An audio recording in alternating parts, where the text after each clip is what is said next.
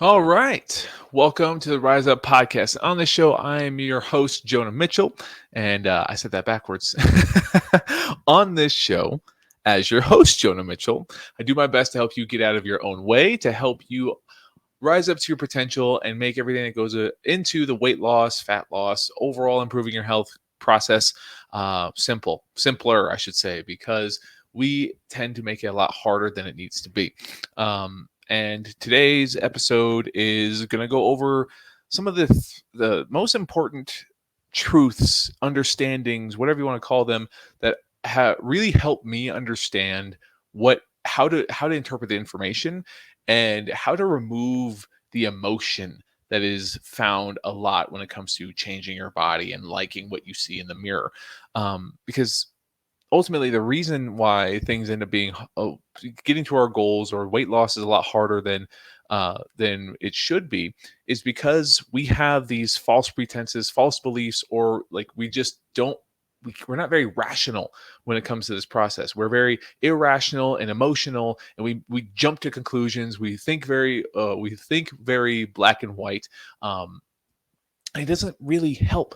It just constantly perpetuates cycles where we're on again or off again. It makes our life a lot harder. So these truths are going, or what I want to teach my clients, and I want to teach them to you in order to understand exactly how to keep showing up, how to make adjustments if you need to, and how to make sure you stay on the path in a way that doesn't actually make your life miserable. Because the worst thing that we want to do is be the same exact person that we are, just in a smaller body. And that's something that I've been, and that's where I've been, and I don't like it. So let's start off with number one. Number one, the first truth, the first unavoidable truth that everyone needs to understand when it comes to losing weight.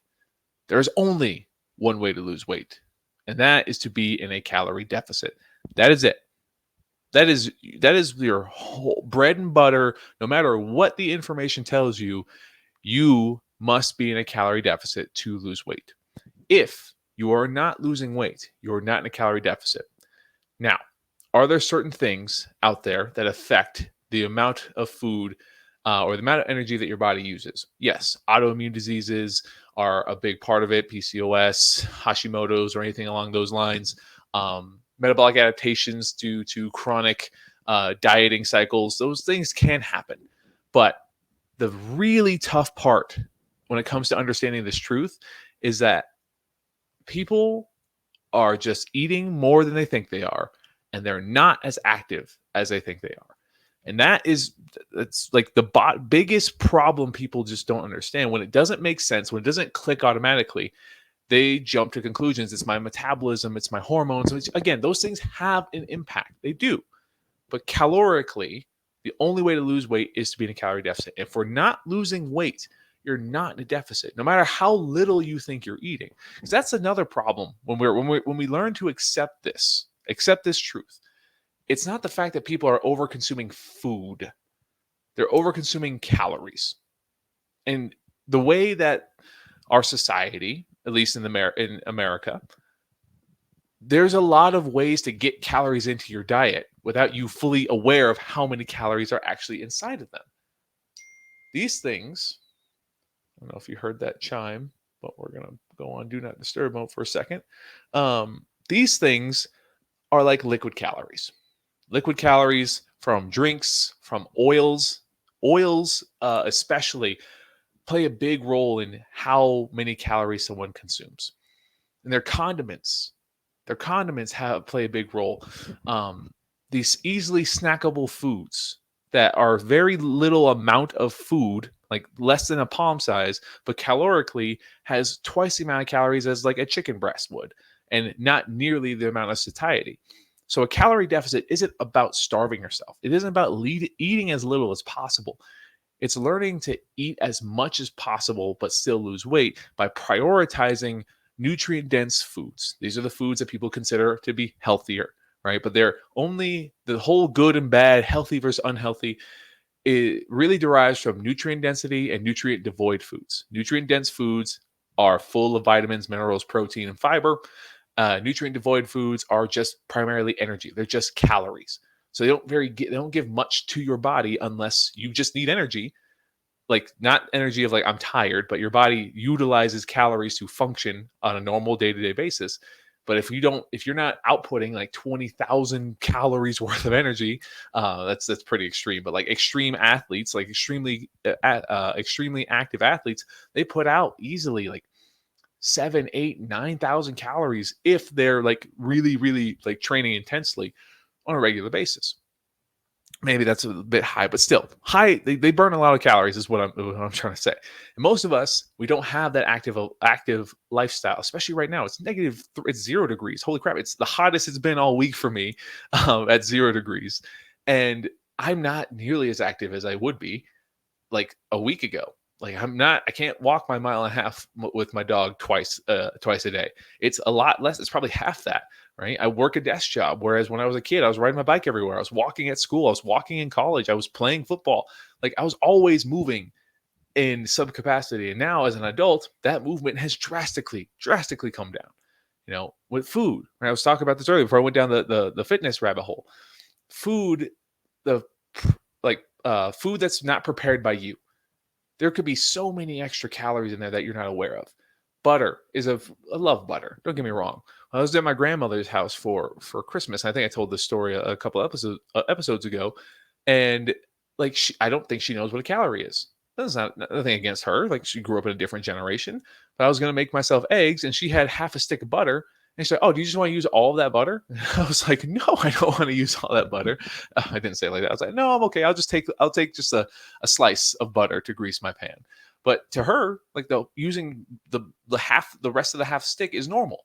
You know, that could be you. You could not be aware of how many extra calories are in your diet, and oils are the most calorie dense form of macros, right? And that's because it's part of fat. Every gram of fat is 9 calories, whereas every gram of protein and carbohydrates is 4 calories. So you're getting more than double the amount of calories when you are adding in liquid fat calories. So your oils, your butters, these things, again, not bad, but they can drastically increase your calorie intake without you feeling like you're eating any more food.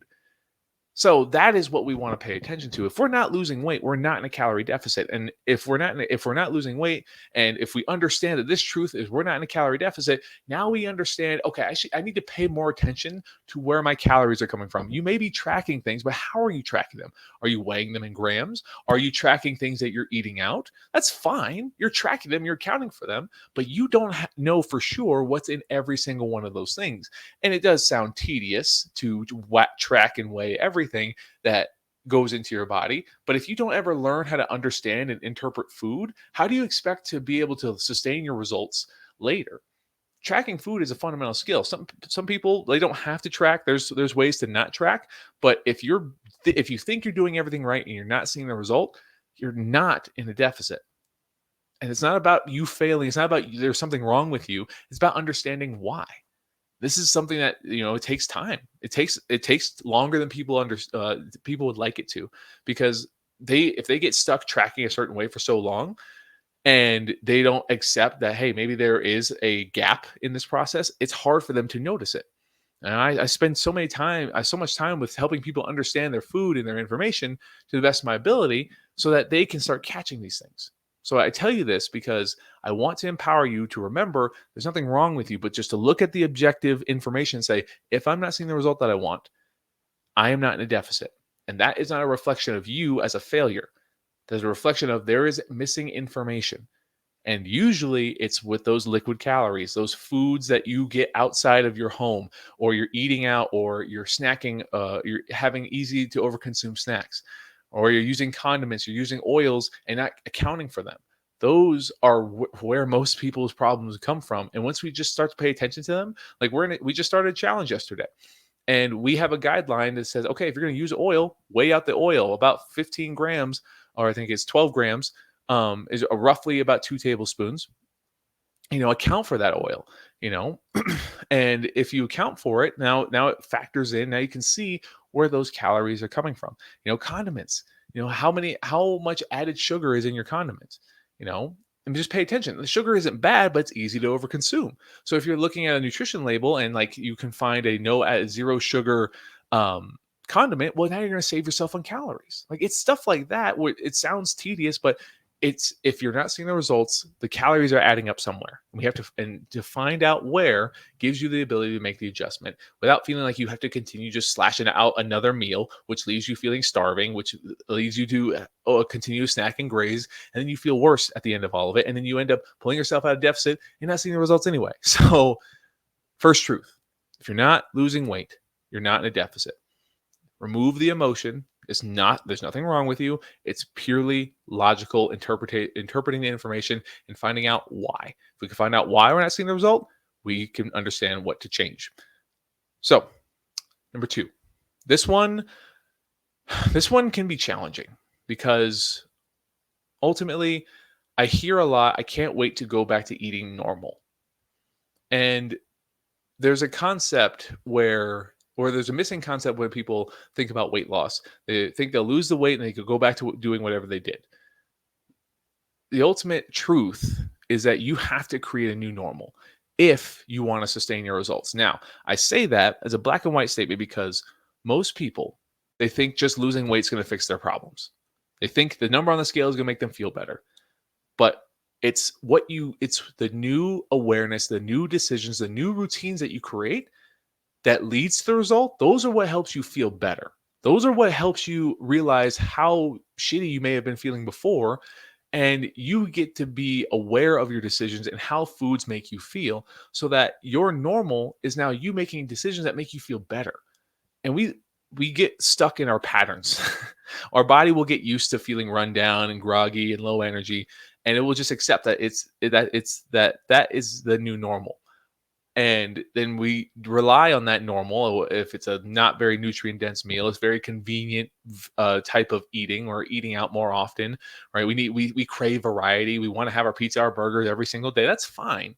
But if that normal got you to the point where you're not happy, then if we go back to it, you're probably going to go back to feeling unhappy and not liking where you're at.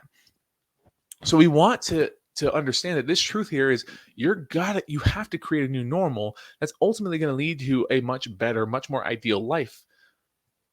Most people don't understand what it is to feel better and how different they can actually feel and how that is going to inspire themselves to want to sustain the changes, right? It's about understanding why it's happening. People jump on diets just to see the scale go down. Like, oh yeah, the scale's done. And I'm going to stop doing the diet and I'm going to come back to it later. But they go on this cycle over and over again. Reality, if you just understand how to look at your food, understand how to find activity in your day to day, how to interpret the information, how to navigate the speed bumps or the hills that pop up in our life, that's where you learn to define your new normal. And that really allows you not only to create the results but sustain them, because the more awareness you have, right? The more awareness you have, the easier it is to make adjustments, right? But I think the no, actually, I don't think I know. The reason people don't see results is not because they're lazy, not primarily because they're lazy. It's because of ignorance. The definition of ignorance is without knowledge. They just don't have the knowledge. They don't have the skills yet. They can learn them, they can gather them. And this is how we understand it. It's like you're creating a new normal that's going to help you feel better and see the result that you want. And then because you like seeing the results and you like feeling better, your normal is going to be that. Instead of, great, I lost the weight, I'm going to go back to doing what I was doing. So then you're going to regain the weight that you lost. Let's stop the cycle now. Let's stop because now let's play that out. If you go back to your normal and you regain the weight, how are you going to feel? Well, you're probably going to feel shitty again. The cycle is going to happen all over again. And now we're going to continue to perpetuate. Now we're going to find another thing. Now we're just going to keep doing the same thing over and over, expecting a different result. It's like, oh, I get off the wagon. I just eat out of convenience. I eat whatever I want. Again, there's nothing wrong with that. But if that's your normal, that has to change in order for us to sustain the results. All right. And this was what leads me to number three. Number three, this episode probably is going to be a little bit shorter, but I just want to get it out there for you. Number three, the number three truth is change is automatic. Progress is not.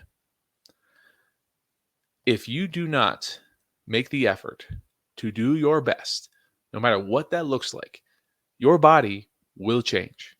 It will continue to change in a way that you probably won't like. For example, as we get older, our body is no longer as capable, as durable as it once was. This is just a natural progression of life. Our bones get a lot more brittle as we age. And if we do nothing, if we don't ever make the time to incorporate exercise in a way that tells our body muscle is important, bone density is important, it's as it ages, it's going to take away certain tissues, certain compounds that's going to lead to us being more fragile. And if we're more fragile, we increase the risk of injury. If we increase the risk of injury, then we ultimately increase the rate of our mortality. Not fun to think about. But if we don't think about those things, it's like the mobility or limited mobility that you have is only going to get worse if you don't do something for it. Right? It doesn't mean I need you to become a gymnast. I don't need you to be like Gumby over here and being all flexible and stuff. But I want you to take your exercise seriously in a way that's not just aesthetic purposes. Like everybody should have an overall health goal in mind when they're exercising. Because if they don't, our body is a very use it or lose it kind of mentality. And if something doesn't seem necessary or important, our body will adapt to move away from it. I learned this firsthand when I first was a trainer at 24-hour fitness. I would train I trained at least a dozen people in their 60s, 70s, and 80s. And a lot of them, that was the first time in a gym. And I was a brand new trainer. I really wasn't super knowledgeable as I am now. And I don't know everything, trust me, but I really had no idea how to train those clients, because I grew up when I would say, or when someone would tell me to do something with my body, like pull my shoulder blades back and down, I could immediately do it. I've always been very aware of my body. But people who don't like train their body consistently, who haven't had a very active lifestyle, well, when I asked some of these elderly clients to pull their shoulder blades back and down, they would look at me like, "How do you do that?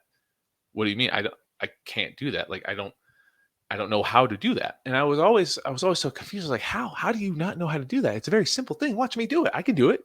If I can do it, you can do it. And that's not how it is. If you go years, decades without training a certain muscle group, without telling your body this area is important, well, we lose that contraction. We lose those muscles, and that leads to posture issues. That leads to chronic pain. Again, like I was saying, fragility.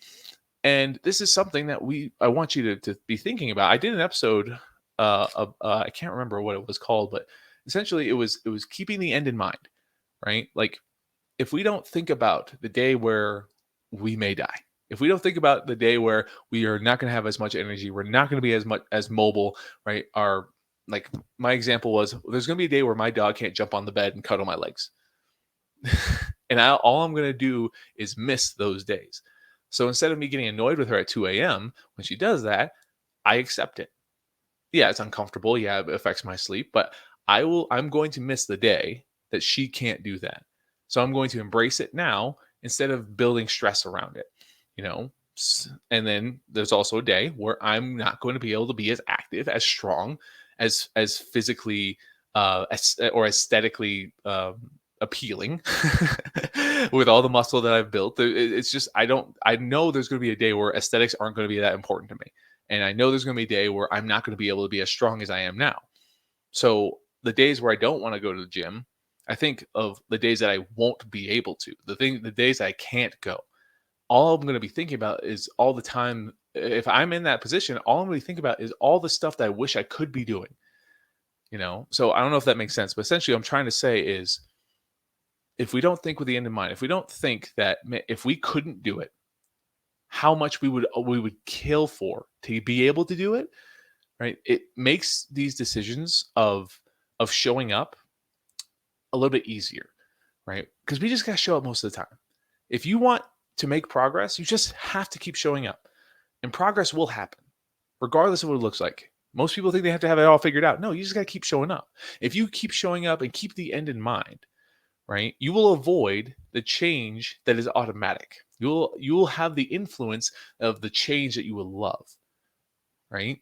If you keep showing up, you will make it. If you don't keep showing up, well, you won't make it, and you'll also not like what happens because of it. These truths are the fundamental principles that I use, that I teach my clients, and they come up in multiple different ways. But I teach them when they find themselves in this emotional situation, when it comes to their health, when it comes to their workouts, their nutrition, their consistency. They're having these emotional conversations. They're tearing themselves down. They're beating themselves up. We want to combat those emotional responses, not get rid of them. We want to combat them with logic, with truths. It's like, oh my God, I'm such a failure. I didn't lose a pound this week. I am such a failure. I'm such a piece of shit. It's like, wait, hold on. If I'm not in a deficit, I will not lose weight. It's only been a week, right? Give it some time. Maybe if I keep showing up, then I can confirm if I'm actually in a deficit or if I'm not. Because sometimes we're just impatient. We freak out after a week, but maybe it needs 2 or 3 weeks before it really starts to set in. And then after that 2 or 3 weeks, and it's still not going in the right direction or the one we hope, now we've confirmed, okay, something should change, and let's pay attention to it, right? Your normal has to change in order to get to your goals and sustain them. If you're doing something that you can't, if you're doing something to lose weight that you can't wait to stop doing, you're setting yourself up for long-term torture. And it's not fun. I want to save you that time, right? Define, and you're trying to create a normal that helps you feel better. And when you feel better, trust me, this is like one of my most fundamental principles. Another principle that I teach my clients: we feel better first, and the results happen because of it. Because we like feeling better, so we keep showing up, and we improve our consistency when we keep showing up. Because of that, the results happen, and because of that, we get to learn how to make adjustments, how to improve, how to modify. So your normal has to change if you want to not only see the weight loss, but keep it off. And last one, change is automatic. Progress is not. We must understand that showing up, no matter no matter what is going on, to the best of our ability, is going to always be better than not doing anything at all. So ultimately, it's going to impact us in the long run, and we're not going to like the change that does happen because we didn't try, we didn't keep trying. And when we find ourselves in these emotional situations and we find ourselves struggling, these are the principles that we utilize to pull ourselves back, to get refocused and remind ourselves it's okay. It may not be going the direction I want to. It is not a reflection of me as a failure. It is just a lack of information, some ignorance, right? And because of it, because I'm going to keep showing up, I'm going to replace that ignorance with knowledge, and I will see the results that I want. So I hope that made sense. I hope you enjoyed that. Or at least made a couple connections. And if you agreed with me, if this helped you in any way, I appreciate you share this episode with one person. If you didn't agree with me, well, I still appreciate you listening to this episode. It still means a lot to me. And if there's ever anything I can do, please don't hesitate to let me know. I only ever want to have even a small impact on your journey. So if I never speak to you, but I'm able to help you even in a small way, I'm very happy that I get to do that. So if you want to see more of my stuff, check out the links below. But yeah, that's all I got for you. Thank you so much for listening, and I'll see you on the next one.